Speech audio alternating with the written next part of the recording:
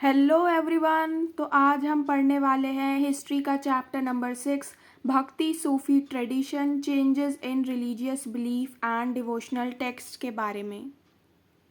तो आज का टॉपिक है new devotional path, dialogue and dissent in northern India. ये बहुत ही इम्पॉर्टेंट टॉपिक है, इससे अक्सर 8 मार्क क्वेश्चन में पूछा जाता है। इसमें हम 3 इम्पॉर्टेंट फिगर के बारे में पढ़ेंगे, कबीर के बारे में, गुरु नानक के बारे में और मीराबाई के बारे में। इन तीनों में से किसी एक के बारे में 8 मार्क क्वेश्चन में पूछा जाता है। पिछले साल भी मीराबाई के बारे में पूछा गया था, तो इसको देखते हैं। तो बहुत सारे हमने देखा कि चेंजेस चल रहे थे, सोशल सिचुएशंस अलग हो गई थी, आइडियाज़, इंस्टीट्यूशंस, बहुत नए नए आइडियाज़, इंस्टीट्यूशंस आए थे। और उसी टाइम पर कुछ पोएट सेंट्स भी जो थे वो आ रहे थे, और इन्हीं पोएट सेंट्स के बारे में, इन्हीं इम्पॉर्टेंट फिगर्स के बारे में हम देखेंगे। तो सबसे पहले हम देखेंगे कबीर के बारे में। तो ये जो कबीर थे, इनके बारे में हम देखते हैं। तो जब भी इनके बारे में देखते हैं तो हम ये पता लगाने की कोशिश करते हैं कि इनकी लाइफ कैसी रही होगी। हिस्टोरियंस ये पता लगाने की कोशिश करते हैं कि इनकी लाइफ कैसी रही होगी। तो वो क्या करते हैं, जो कंपोजिशन मानी जाती है कि कबीर जी की होगी, इन्होंने लिखी होगी, या इनके बारे में किसी ने लिखा है, या फिर हेजियोग्राफीज़, इनके लाइफ के बारे में किसी और ने लिखा है, ये सारे सोर्सेज से वो पता लगाने की कोशिश करते हैं कि कहाँ पर इनका जन्म हुआ, कैसी इनकी लाइफ रही। लेकिन ये पता लगाना उतना आसान नहीं है। आसान इसलिए नहीं है क्योंकि हमें नहीं पता कि जो कंपोजिशन उनको एट्रीब्यूट की जा रही है वो सच में उन्होंने लिखी भी है या नहीं लिखी है। माना जाता है कि कुछ वर्सेस उन्होंने लिखे हैं और उनको भी 3 पार्ट में डिवाइड कर दिया है, जिसमें से 2 पार्ट के बारे में आपको बताया गया है कि एक पार्ट तो कबीर बीजक है, जिसको कबीर पंथ वालों ने अपने साथ में रखा हुआ है प्रिजर्व करके वाराणसी में और भी उत्तर प्रदेश की कुछ जगहों पर। वहीं पर दूसरी कबीर ग्रंथावली है, जिसे दादू पंत ने राजस्थान में प्रिजर्व करके रखा हुआ है, और इसके बहुत सारे कुछ पार्ट जो हैं वो आदि ग्रंथ साहिब में भी लिए गए हैं। पर दिक्कत क्या है कि ये सारी चीज़ें जो भी हुई, ये सारी चीज़ें जो भी मैन्यूस्क्रिप्ट कंपाइलेशंस हमको मिली, ये सब क्या है, मानी जाती है कि ये 17th सेंचुरी में हुई, जब कबीर की डेथ के अराउंड 200 ईयर्स के आफ्टर हमको ये सारी चीज़ें देखने को मिलती है। 19th सेंचुरी तक क्या हो गया था कि एंथोलॉजीज़ ऑफ वर्सेस, कि जो जो ऐसे माना जाता था कि वर्सेस पोएम उन्होंने लिखी है, वो अलग अलग रीजन, बंगाल, गुजरात, महाराष्ट्र में क्या होने लगी थी, फैलने लगी थी, स्प्रेड होने लगी थी, लोग उनको पढ़ने लगे थे। अलग अलग लैंग्वेजेस में हमको वही पोएम्स, वही वर्सेस देखने को मिलने लगे थे, क्योंकि वो सर्कुलेट होना स्टार्ट हो गए थे।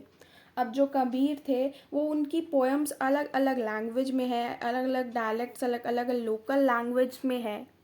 और ये जो पोएम्स लिखी हुई है, इसमें से कुछ स्पेशल लैंग्वेज जो कि निर्गुण पोएट्स की लैंग्वेज या फिर संत भाषा में है, और कुछ उल्टा बासी में है, जिसे अपसाइड डाउन सेइंग्स कहते हैं। मतलब जिसका मतलब ही बहुत ज़्यादा अलग है, नॉर्मल लोगों को उसका मतलब ही नहीं समझ में आता। जैसे कि लोटस जो है वो बिना फ्लावर के खिलता है, ये एक सेंटेंस उन्होंने बोला था।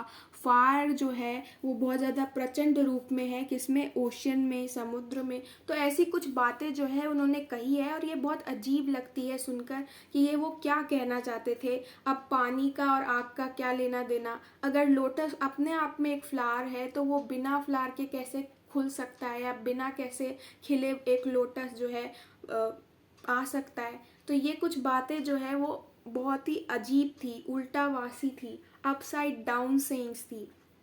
तो ऐसी बातें उनके पोएम्स में कई बारी देखने को मिलती थी। ये बताती थी कबीर की मिस्टिकल एक्सपीरियंसेस के बारे में, उनकी अजीब या मिरेकल वाली एक्सपीरियंसेस के बारे में, जिसके बारे में हो सकता है कि उन्होंने लिखा हो। अब वो क्या करते थे कि कबीर जो है वो बहुत सारी चीज़ों का यूज़ करके अल्टीमेट रियलिटी को एक्सप्रेस करने की कोशिश करते हैं। इस्लाम में वो बताते हैं कि अल्लाह, खुदा, हज़रत पीर, यही अल्टीमेट रियलिटी है। वेदांतिक ट्रेडिशन का यूज़ करते हुए वो बताते हैं कि अलग, द अनसीन और निराकार जो कि फॉर्मलेस है, उसका कोई आकार नहीं है, ब्राह्मण, आत्मन ऐसे शब्दों का यूज़ करते हैं अल्टीमेट रियलिटी के लिए। योगिक ट्रेडिशन के शब्द, साउंड और शून्य, एम्प्टीनेस का वो यूज़ करते हैं बताने के लिए, मतलब बहुत सारे वर्ड्स का जो है वो यूज़ किया करते हैं ये बताने के लिए कि अल्टीमेट रियलिटी है क्या। और उनकी कुछ पोएम्स में कॉन्फ्लिक्टेड आइडियाज़ भी होते थे, जैसे वो इस्लाम के मोनोथिज्म का, आइकोनोक्लाज्म का यूज़ करते थे हिंदू के पॉलीथिज्म या आइडल वर्शिप पर अटैक करने के लिए। मतलब वो मानते थे कि अल्टीमेट रियलिटी या भगवान जो है वो एक है। तो हिंदू धर्म में क्या है कि बहुत सारे देवताओं की पूजा होती है, बहुत सारे देवताओं को भगवान माना जाता है। तो हम मानते हैं कि बहुत से भगवान हैं, तो वो पॉलीथिज्म है। और मोनोथिज्म यानी कि एक ही भगवान है, तो वो मोनोथिज्म पे भरोसा करते थे, पॉलीथिज्म पे नहीं। वैसे ही वो मानते थे कि ऐसे किसी आइडल की या किसी इमेज की वर्शिप नहीं करनी चाहिए। आइक्नोक्लाज्म को मानते थे, आइडल वर्शिप को, कि हम किसी मूर्ति की या किसी पिक्चर की हम जो है पूजा करें, वो इसको अच्छा नहीं मानते थे। तो देखने को मिलता है कि उनके कुछ पोयम में इसके अगेंस्ट जो है, इसके अगेंस्ट मतलब कि मोनोथिज्म और आइक्नोक्लाज्म पे सपोर्ट में लिखा हुआ है। कई बारी उनके जो लिखे हुए पोएम्स है उसमें सूफ़ी कंसेप्ट, ज़िक्र और इश्क का भी जो है वो वहाँ पे लिखा हुआ है। और उसके थ्रू क्या बताया हुआ है कि हमें भगवान को हमेशा याद करना चाहिए, उनका नाम जपते रहना चाहिए, उनका नाम सिमरन करना चाहिए। तो ये हिंदू प्रैक्टिस जो है नाम सिमरन, ये करना चाहिए, इसकी प्रैक्टिस करनी चाहिए, इसके बारे में बताया गया है। लेकिन क्वेश्चन फिर से वही आता है कि यह सारी जो कंपोजिशन थी ये क्या सच में कबीर ने की है, या फिर लोग ऐसे ही कह देते हैं कि हाँ ये कबीर ने लिखी है। तो अभी हम ये नहीं जानते, इसके पास हमारे पास कोई भी एकदम सही आंसर नहीं है कि क्या सच में उन्होंने लिखा है। बस हम इतना जानते हैं कि हाँ कुछ लोगों ने एट्रीब्यूट किया है, कुछ लोग कहते हैं कि ये चीज़ें जो है वो कबीर ने ही लिखी है। और कबीर क्या रहे हैं, एक सोर्स ऑफ इंस्पिरेशन रहे हैं आने वाली जनरेशन के लिए। जो लोग क्वेश्चन करते थे अपने ही रिलीजन को या उसके कुछ आइडियाज़ को, या जो भगवान की खोज में है, डिवाइन की खोज में है, उनके लिए कबीर एक सोर्स ऑफ इंस्पिरेशन रहे हैं। और उनकी जो लेगेसी है वो बहुत सारे लोग क्लेम करते हैं, बहुत सारे ग्रुप क्लेम करते हैं, बहुत सारे ऐसे पंथ हैं जो क्लेम करते हैं कि उनकी चीज़ों को तो हम मानते हैं। और ऐसे ही बहुत ज़्यादा क्वेश्चन रहा है उनके लाइफ को लेकर। कई बार ये क्वेश्चन पूछा जाता है कि वो हिंदू थे या मुस्लिम। उनके डेथ के बाद ये कई बारी, अनगिनत बार ये क्वेश्चन हुआ है। और ये कुछ जो कंपोज हुए हैं हेजियोग्राफीज़ जो उनकी लाइफ के बारे में लिखते हैं, उसमें हमें ये डिबेट देखने को मिलती है कि उनकी लाइफ के बारे में कि वो हिंदू थे या मुस्लिम थे। और ये जो हेजियोग्राफीज़ है ये उनके 17वीं सेंचुरी में स्टार्ट हुआ ये सारी चीज़ों का लिखना। तो हम मानते हैं कि कबीर के डेथ के 200 ईयर्स आफ्टर में ये क्वेश्चन बहुत ज़्यादा और ज़्यादा प्रचलित हो गया कि वो हिंदू है या मुस्लिम है। अगर हेजियोग्राफीज़ की बात करें तो वैष्णव ट्रेडिशन के जो हेजियोग्राफीज़ है वो बताते हैं कबीर के बारे में। वो कहते हैं कि कबीर एक हिंदू फैमिली में जो है उनका जन्म हुआ था और उनका नाम था कबीर दास। कबीर जो है एक अरेबिक वर्ड है जिसका मतलब है ग्रेट। अब वो क्या थे, वो उनका जन्म तो हिंदू फैमिली में हुआ, लेकिन उनको पाल पोस के बड़ा करती है एक पुअर मुस्लिम फैमिली जो माना जाता है कि वीवर्स या जुलाहाज की कम्युनिटी में से एक थे। और वो शायद रिसेंटली ही इस्लाम में कन्वर्ट हुए थे। और उन्होंने कहा कि उनको भक्ति में, कबीर जी को भक्ति में लेकर आए थे रामानंदा, वही उनके गुरु थे जो उन्हें भक्ति में लेकर आए। और ये उनको प्रेरणा दी कि वो इन सारी चीज़ों के बारे में लिखे या भगवान को याद करे या नाम सिमरन करे। लेकिन हमें एक्चुअल में नहीं पता कि क्या ये सब कुछ सही है, क्योंकि जब उनके वर्सेस हम देखते हैं तो हमको लगता है कि हाँ गुरु सतगुरु जैसे शब्द तो यूज़ किए गए हैं, लेकिन ये गुरु सतगुरु किसके लिए यूज़ किए गए हैं ये हमको पढ़कर या हिस्टोरियंस को पढ़कर नहीं पता चलता। तो हम ये जानते हैं कि कबीर जी ने लिखा है चीज़ों के बारे में, लेकिन उनके गुरु कौन रहे इसके बारे में हम कुछ क्लैरिटी से तो नहीं कह सकते। बस हम इतना जानते हैं कि लीगेसी जो थी कबीर जी की वो कितनी इम्पॉर्टेंट थी आने वाले जनरेशन के लिए, कि हर कोई क्लेम करता था, हर कोई बताना चाहता था, हर कोई ये बताता था कि कोई कहते थे कि वो मुस्लिम है, कोई कहते थे कि वो हिंदू है। और उनके वर्सेस को समझने के लिए, ये पता लगाने के लिए कि उन्होंने लिखा है कि नहीं, हम जो माने जाते हैं कि ये वर्सेस कबीर जी ने लिखे हैं, उसके स्टाइल, उसके कंटेंट, उसके लैंग्वेज को देखकर पता लगाने की कोशिश करते हैं कि क्या ये एक्चुअल में कबीर जी ने लिखे हैं या नहीं। अब बात करते हैं बाबा गुरु नानक और सेक्रेड वर्ल्ड की। सेक्रेड वर्ल्ड मतलब कि सेक्रेड मतलब कि पवित्र, और वर्ल्ड मतलब कि दुनिया। तो इनका जन्म होता है 1469 में। और इनका जन्म कहाँ पे होता है? इनका जन्म होता है एक हिंदू मर्चेंट फैमिली में। इनके गांव का नाम था ननकाना साहिब, जो कि मुस्लिम पंजाब, जहाँ पे पंजाब में जहाँ पे मुस्लिम डोमिनेटेड वो एरिया है, अब तो ये पाकिस्तान में है, ये ननकाना साहिब में ही इनका जन्म हुआ था। वो एक अकाउंटेंट थे और उन्होंने पर्शियन पढ़ी थी, और बहुत यंग एज में जो है उनका विवाह कर दिया गया। लेकिन उन्होंने अपनी बहुत सारा टाइम जो है वो सूफीज़ के साथ, भक्त्स के साथ बिताया है। उनको ट्रैवल करना बहुत ही पसंद था। बाबा गुरु नानक की टीचिंग्स जो है, जो मैसेज है, वो हमको उनके हिम्स में, टीचिंग्स में देखने को मिलती है। वो निर्गुण भक्ति पर भरोसा किया करते थे। और वो क्या करते थे, उनका मानना था कि वो सैक्रिफाइसेस, इमेज वर्शिप, रिचुअल बात, स्क्रिप्चर, हिंदू और मुस्लिम्स के इन सारी चीज़ों को जो है वो रिजेक्ट कर चुके थे। वो इन पे भरोसा नहीं करते थे। वो मानते थे कि भगवान तो एक ही है, एब्सोल्यूट, और रब तो एक ही है, जिसका कोई फॉर्म नहीं है, जिसका कोई जेंडर नहीं है। हमें बस उसको याद करना है, उसी का शब्द, उसको ही सिमरन करना है, उसी को याद करना है। उसके लिए ही वो अपने हिम्स गाया करते थे, जिसको शब्द बोलते थे, और वो अलग अलग जगह पे, मतलब कि वो इस कंपोजिशन को अलग अलग राग्स में गाया करते थे। और उनके जो अटेंडेंट मर्दाना थे वो रबब प्ले किया करते थे।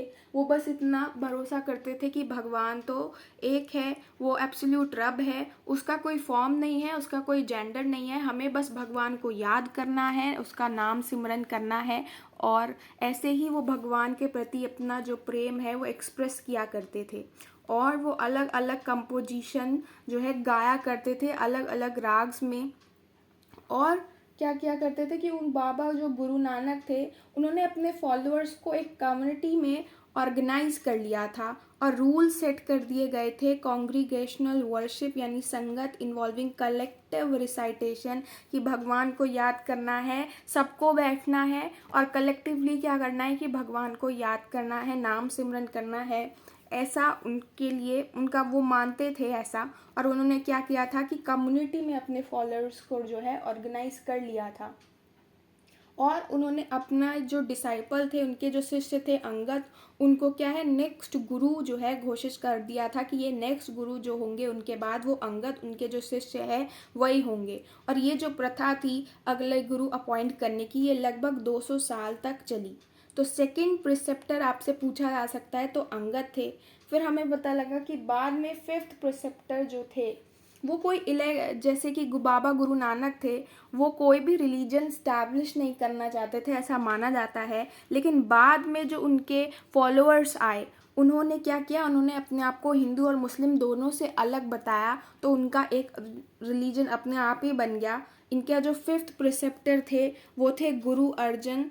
और इन्होंने क्या किया था, इन्होंने बाबा फरीद, रविदास, कबीर और बाकी सारे इनसे पहले जो 4 गुरु रहे, बाबा गुरु नानक रहे, उनके बाद जो और गुरु आए, उन सारे लोगों की टीचिंग्स को इन्होंने कंपाइल करके किस में लिखा, आदि ग्रंथ साहिब में लिखा, जिसमें हिम्स थी। और इन हिम्स को क्या कहा जाता था, इनको गुरबानी बोला जाता था। ये सारी जो है आदि ग्रंथ साहिब में थी। बाबा फरीद, रविदास, कबीर, इनके लिखे हुए कुछ वर्सेस भी जो है वो इस आदि ग्रंथ साहिब में थे। फिर हमने देखा कि लेट 17th सेंचुरी तक 10th प्रिसेप्टर भी आ जाते हैं, जिनका नाम था गुरु गोबिंद सिंह। ये क्या करते हैं कि 9th गुरु तेज बहादुर के भी हिम्स, और उनसे पहले आए हुए जो गुरु थे उनके हिम्स भी जो है इस आदि ग्रंथ साहिब में इंक्लूड करवाते हैं और बाद में ये आदि ग्रंथ साहिब क्या बन जाता है, गुरु ग्रंथ साहिब बन जाता है।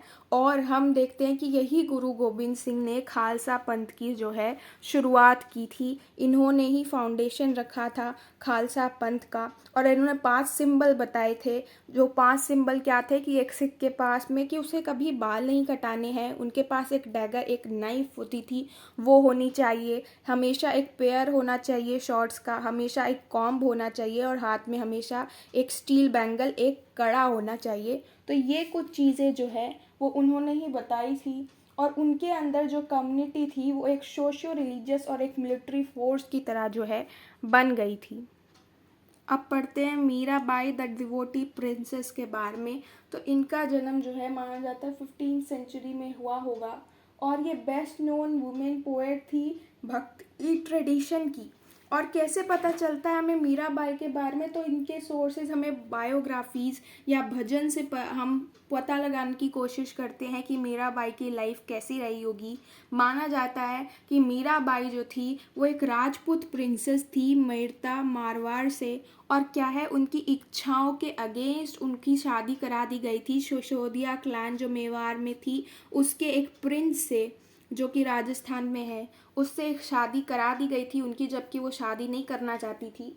अब क्या होता है कि वो मदर या फिर वाइफ के रोल नहीं करना चाहती थी या उस रोल में आने को रिजेक्ट करती हैं और वो कहती हैं कि मेरे जो मैं जिनको मानती हूँ या मैं जिनको सब कुछ मानती हूँ वो तो कौन है, विष्णु जी के अवतार कृष्ण जी हैं, उनको ही मैं अपना लवर भी मानती हूँ, मैं उन्हीं से प्रेम करती हूँ। तो मैं ऐसे आपके साथ नहीं रह सकती या आपके लिए मैं विमेन होकर मैं वाइफ या फिर मदर के रोल में नहीं आ सकती। इस बात से तंग आकर क्या किया कि उनके जो इन लॉज थे, जो उनके हस्बैंड के पिता या माता थे, उन्होंने क्या किया कि उनको जहर देने की कोशिश की।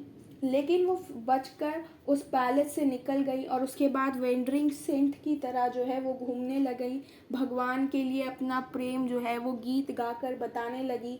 उसमें वो भगवान के लिए गीत गाया करती थी। ऐसे ही उनके बहुत सारे कंपोजिशंस थे। माना जाता है कुछ ट्रेडिशंस में कि उनके जो प्रिसेप्टर थे वो रायदास थे। रायदास एक लीडर वर्कर थे। ये बताता है कि वो जो है वो कास्ट वाली चीज़ों को नहीं मानती थी या इस कास्ट सिस्टम को या कास्ट सोसाइटी जो बताई हुई है इन सारी चीज़ों को वो नहीं मानती थी। और अपने हस्बैंड का पैलेस छोड़कर, महल छोड़कर वो क्या कर रही थी, वो घूम रही थी। माना जाता है कुछ मानते थे कि वो सफ़ेद कपड़े पहनती थी, कुछ मानते थे कि वो सैफरॉन कपड़े पहना करती थी, भगवा रंग के कपड़े पहना करती थी। और वो भगवान के लिए जो है अपनी कंपोजिशन गाया करती थी। उनके प्रेम में इतनी लीन थी कि उनके लिए अपनी कंपोजिशन जो है वो गाया करती थी। उन्होंने कोई ग्रुप नहीं बनाया, कोई अपना ऐसे कम्युनिटी नहीं बनाया, लेकिन वो सोर्स ऑफ इंस्पिरेशन रही बहुत लंबे टाइम तक। उनके जो सॉन्ग्स हैं वो दोनों ही वुमेन मेन दोनों ही गाया करते हैं। और स्पेशली गुजरात राजस्थान में तो जो लोअर कास्ट के लोग हैं वो भी उनके गीत बहुत ज़्यादा गाया करते हैं। तो इतना ही था मीराबाई के बारे में। अब देखते हैं reconstructing histories of religious tradition. तो हमें कैसे पता चला, हमारे पास क्या क्या सोर्सेज थे ये पता लगाने के लिए, भक्ति ट्रेडिशन या इस्लाम या फिर और भी लोग जो हमने देखे इनके बारे में कैसे पता चला। तो हमारे पास सोर्सेज थे स्कल्पचर, आर्किटेक्चर, स्टोरीज, कॉम्पोजिशंस। इन सारे चीज़ों के थ्रू हमने इन रिलीजियस ट्रेडिशंस के बारे में पता लगाने की, इनकी हिस्ट्री को कंस्ट्रक्ट करने की, रिकंस्ट्रक्ट करने की कोशिश की है। लेकिन हम स्कल्पचर या फिर आर्किटेक्चर को तभी अच्छे से समझ सकते हैं जब हमें पता हो कि उस टाइम पे क्या कॉन्टेक्स्ट चल रहा था, उस टाइम पे क्या आइडियाज़, क्या बिलीव्स, क्या प्रैक्टिसेस थे, कैसे उन इमेज या उन बिल्डिंग्स का क्या उस टाइम पे महत्व रहा होगा। अगर हम इससे थोड़ा बहुत भी फैमिलियर होंगे तो हम अच्छे से इन स्कल्पचर, इन आर्किटेक्चर को पढ़ सकते हैं। अगर हम ये कंपोजिशंस देखें या और भी बहुत सारे सोर्सेज देखें तो हम देखें कि वो अलग अलग लैंग्वेज में है, अलग अलग एरिया से है, तो उनको पढ़ने में भी जो है स्किल चाहिए, उसको समझने के लिए भी एक फैमिलैरिटी चाहिए। और जब तक हिस्टोरियंस को वो फैमिलैरिटी नहीं हो जाती तब तक वो किसी भी चीज़ को लेकर क्या श्योर नहीं हो सकते कि एक्चुअल में इसका मीनिंग क्या था। तो यही सोर्सेज के थ्रू जो है हमें हिस्ट्रीज पता चलती है इन रिलीजियस ट्रेडिशन की। तो आज की इस वीडियो में हमारा ये चैप्टर पूरी तरीके से कंप्लीट होता है। नेक्स्ट वीडियो में हम नेक्स्ट चैप्टर स्टार्ट करेंगे। तब तक के लिए आप सब्सक्राइब कर सकते हैं मेरा दूसरा चैनल अभ्यास, जिसका लिंक मैंने आपको डिस्क्रिप्शन में दे दिया है। वहाँ आपको इंग्लिश और हिंदी का कंटेंट मिलेगा। तो जाइए सब्सक्राइब कीजिए। मिलते हैं नेक्स्ट वीडियो में, तब तक के लिए बाय बाय।